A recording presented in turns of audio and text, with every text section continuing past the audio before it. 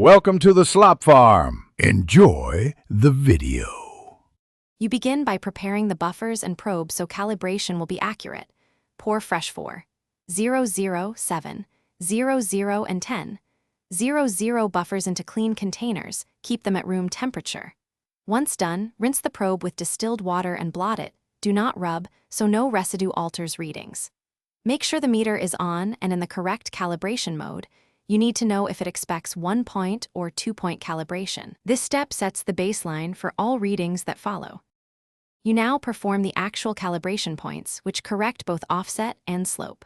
Start with the 7, 0, 0 buffer, immerse the probe and wait for the reading to stabilize. This sets the neutral reference.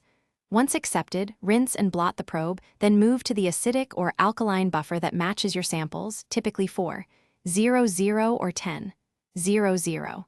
Follow the meter prompts to adjust slope and offset. Make sure each point stabilizes and confirm the meter reports agreement with an about plus or minus 0. 0.2 pH for reliable accuracy. You finish by securing accuracy and protecting the probe. After calibration, rinse the probe, blot it, and place it in the proper storage solution. Never leave the electrode dry or stored in pure water. To verify, test a buffer you didn't use for calibration and expect less than 0. 0.5 pH deviation. If larger, repeat calibration.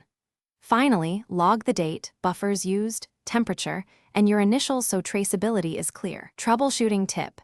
If readings drift quickly, check for a clogged junction or depleted electrolyte.